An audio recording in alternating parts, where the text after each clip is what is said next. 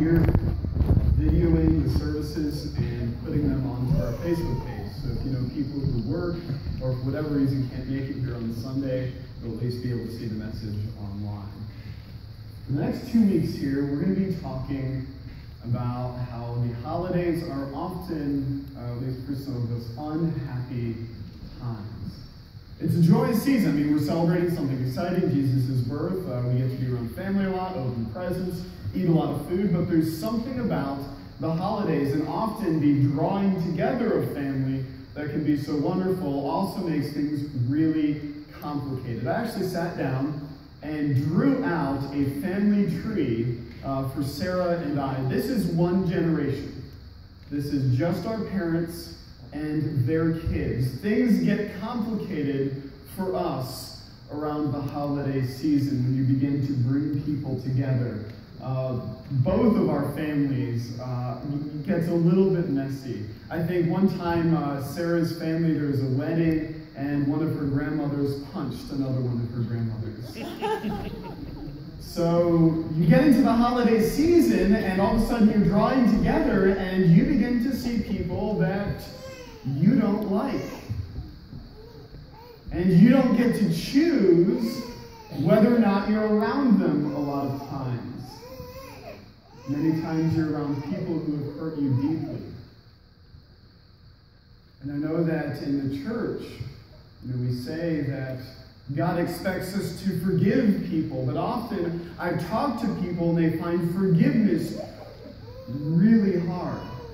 In fact, I've often talked to people, especially when you have these deep wounds that other people have given you, and they've given up on forgiveness. And they say, well, I know that I should forgive, but I don't feel like I'm able to forgive.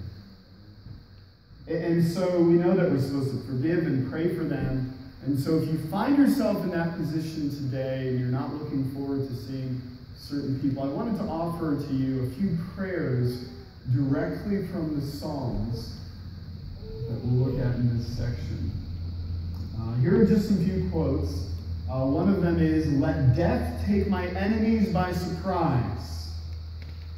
Another one says, "Break the arm of the evildoer. Break the teeth in their mouths, O God."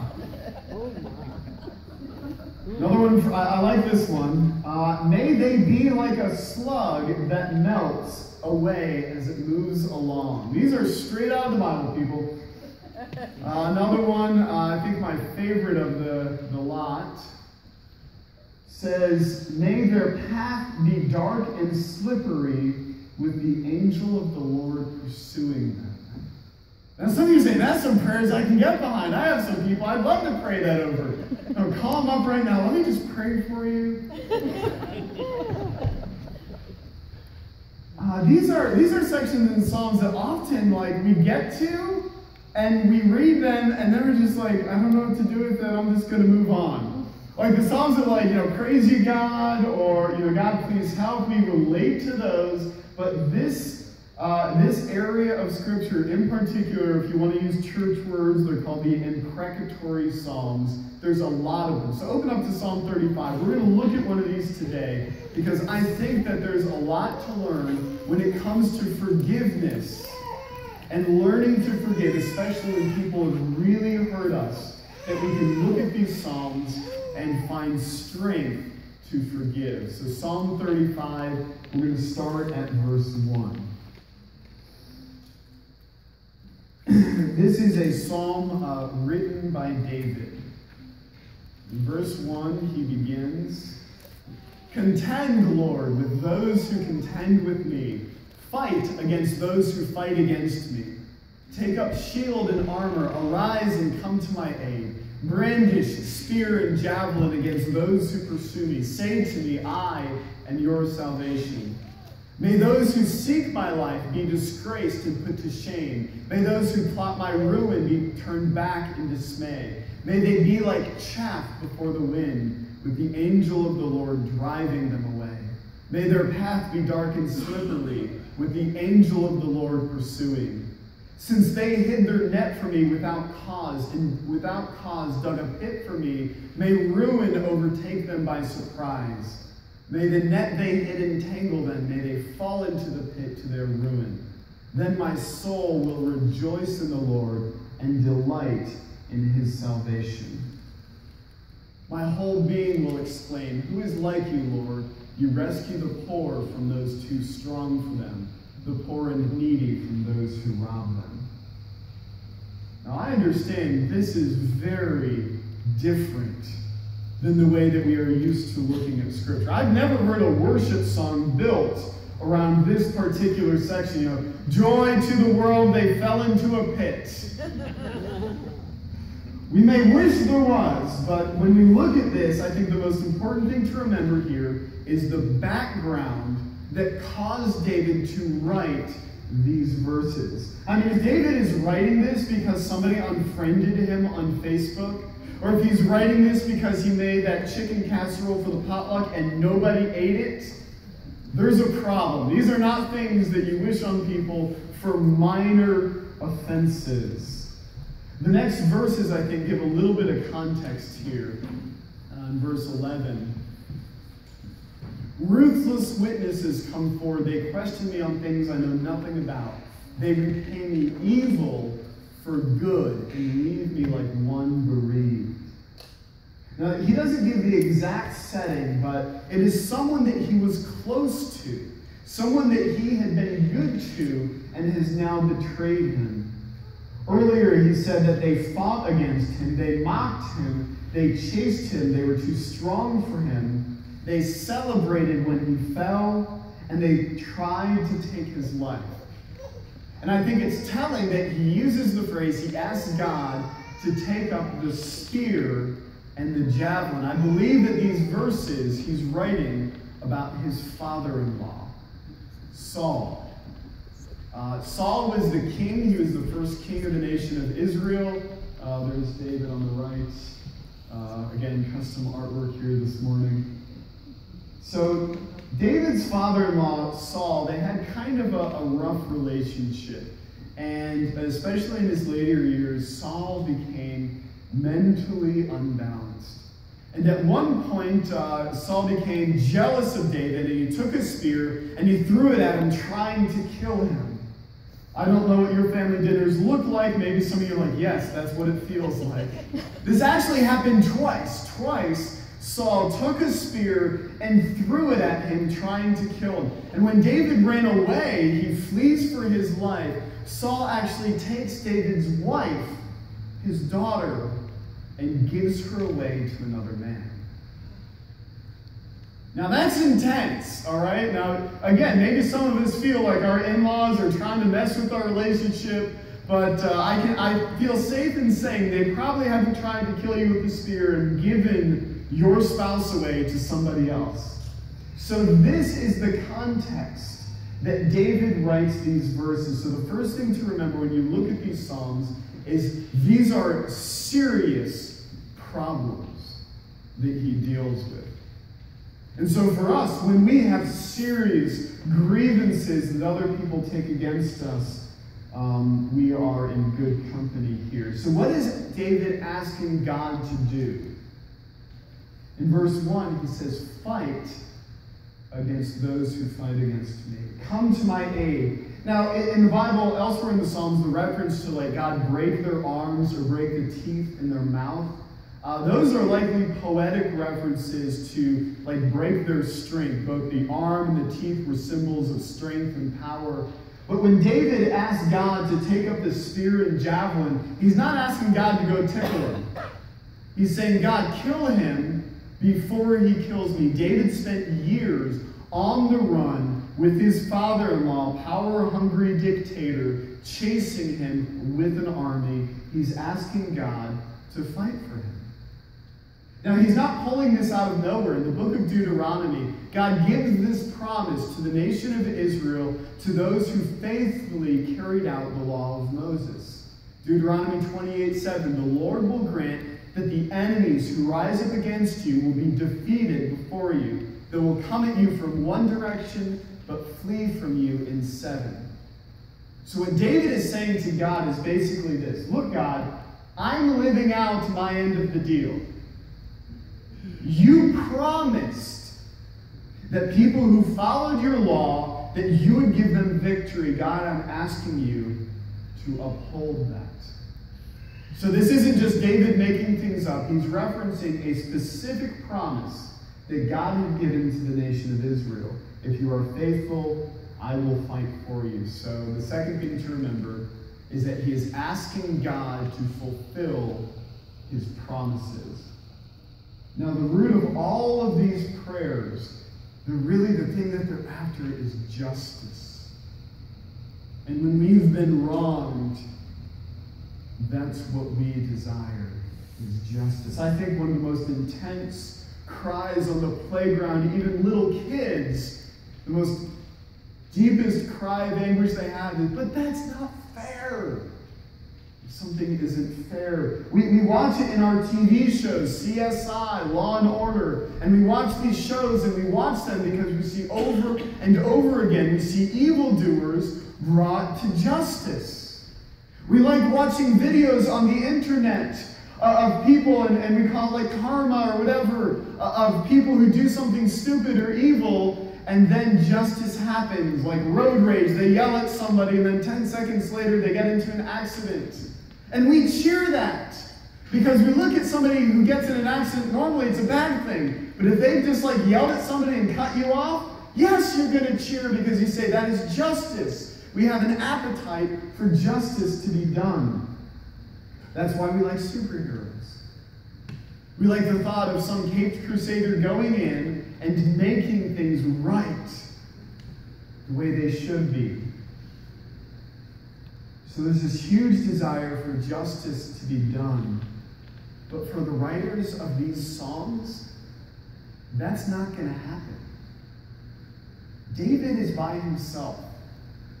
And he's running from somebody who has absolute authority over the kingdom with an army of people following him. Verse 10, he says, God, you rescue the poor from those who are too strong for them. So David looks at a situation and says, you know what? God, apart from your action, nobody is going to make Saul answer for the way that he's treated him. Many times we deal with situations and we find ourselves asking God, where is your justice? You know, I can tell you the people who have injured me the most in my life, they've never apologized. They've never acknowledged the wrong that they have done against me. I mean, it's not like Batman's going to show up at a Christmas dinner and punch people in the face who really need it. So where is the justice? There. It's that combination of both a serious offense and a lack of justice that makes us feel so desperate. And so for people who find themselves in that situation, what can we tell them as Christians? God's promise to us is not victory if we get into a fist fight with him. What God promises us is that justice will be done. And it's not just that the Bible tells us to forgive. It reminds people in these situations of the justice of God. In Romans chapter 12, notice the transition here as he goes from forgiveness to the justice of God back to forgiveness. If it is possible, as far as it depends on you, live at peace with everyone. Do not take revenge, my dear friends, but leave room for God's wrath. For it is written, it is mine to avenge.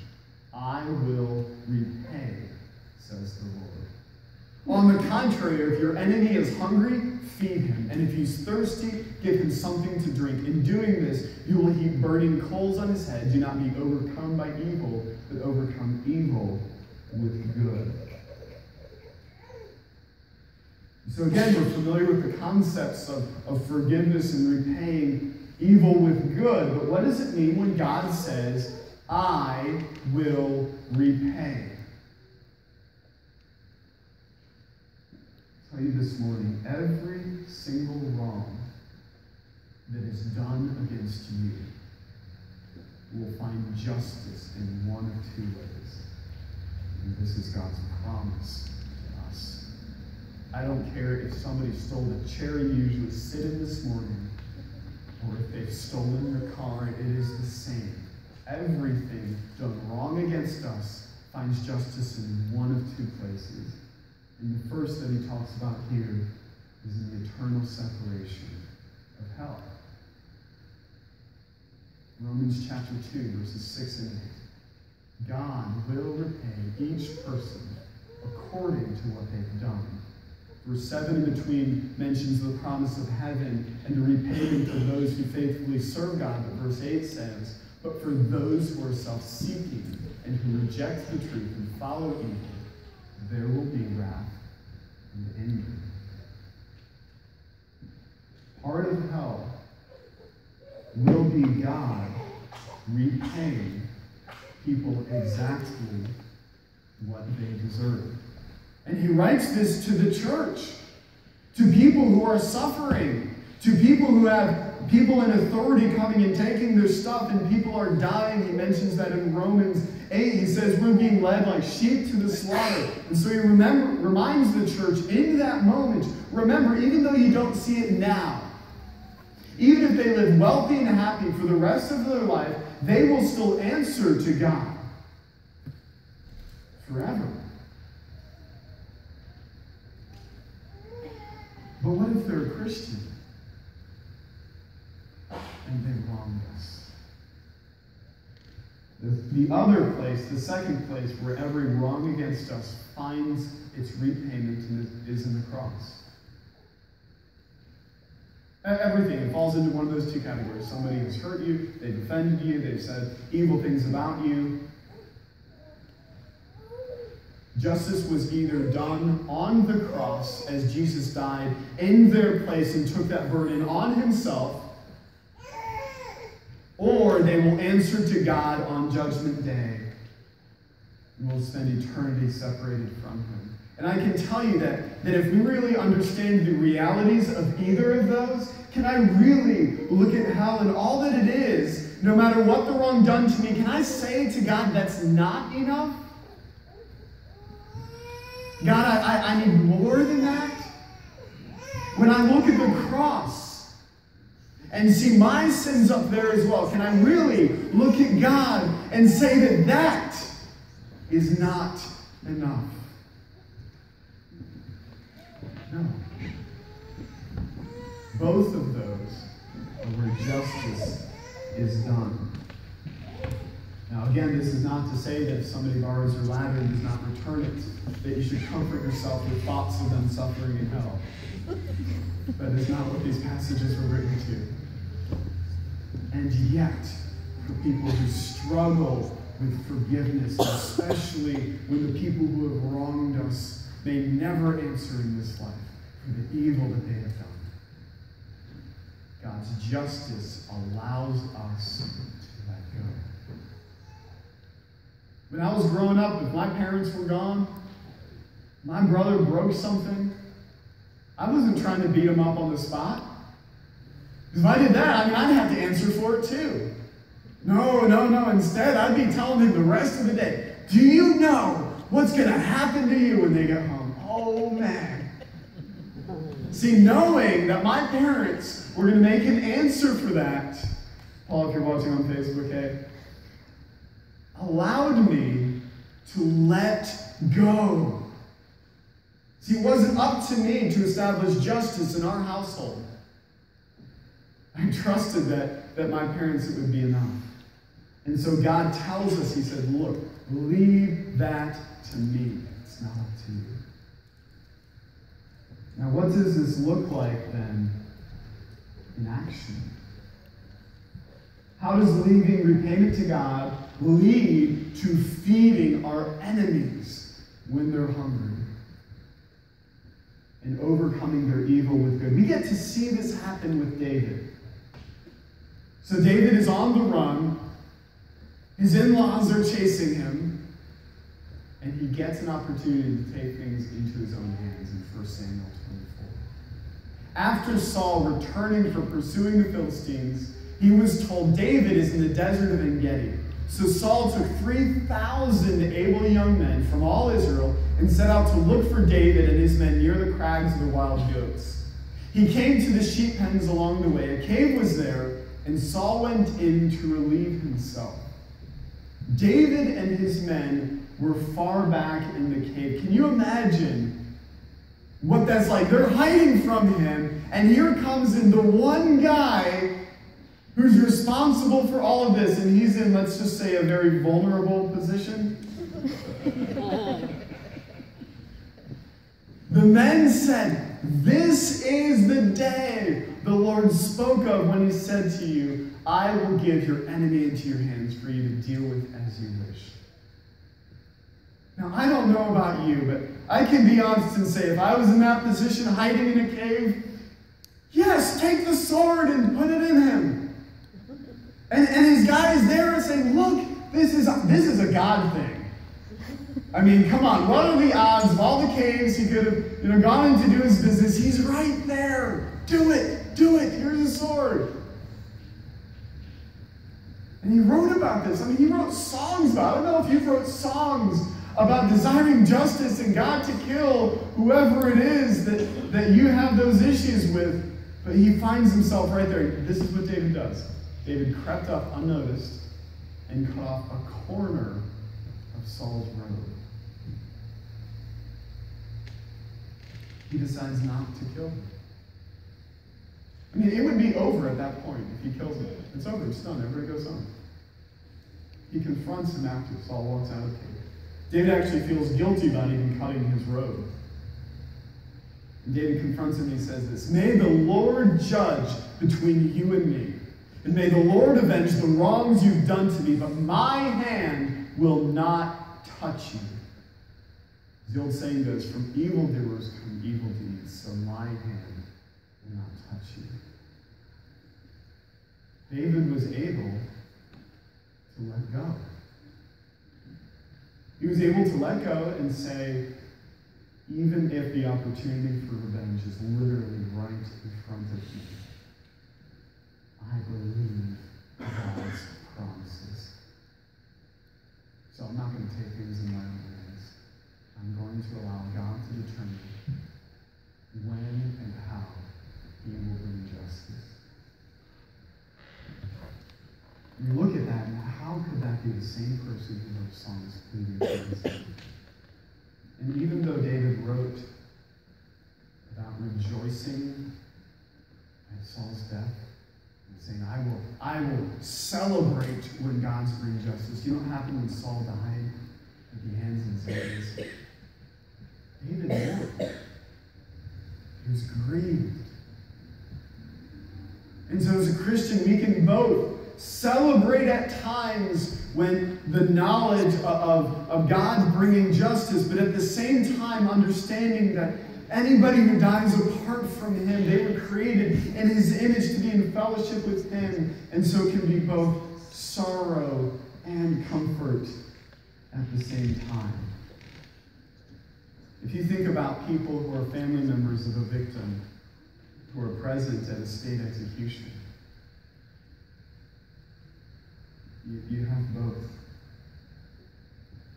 And I understand this is not usually the starting point when we talk about forgiveness. But I can tell you in my life, there was somebody in our family, and she was running around with this guy who was probably the most evil person I had ever met. And he was a violent, convicted violent child sex offender. He was homeless and a drug dealer, and he beat her. And I confronted him one day, and standing before him, I think I was in Bible college at the time, standing before him, I've never been so tempted to take things into my own hand and simply just unleash on him everything that I felt that he had coming. And I can tell you, and it took a while getting over this and being able to surrender all of that situation to God. To be able to say, God, I believe that you're going to end this. And so I don't have to. And I knew that I would not have peace in my life until I was able to do that. And that is hard and it takes time. By the grace of God, it is possible. So how should we pray? How should you pray today if you find yourself in the position of David? If you've been betrayed, if you feel pursued. Not that God would kill that person. Remember, he doesn't promise that to us. We should pray with the understanding that justice will be done. And if justice is going to be done either way, we can even pray that the justice done to the person who's wronged us would be the justice of the cross. That even they would turn to him and find the same peace that he offers to us. Now, I speak knowing that there is forgiveness in my life, even still to work on. It's an ongoing process. But as we sing a final song, I want you to use this as an opportunity to surrender to God the things that are his. Let's pray. God, it is so hard sometimes to dwell on pain that we have received at the hands of others. God, especially in this time of year, as we may be seeing some faces that we would rather not. God, you see not only our deep brokenness and dysfunction. God, I pray that you would comfort us with your promises, that none of this goes unnoticed in your eyes. God, that justice will be done. Help us to let go. God, help us to find the strength by your grace to forgive people who have wronged us. God, and in doing so,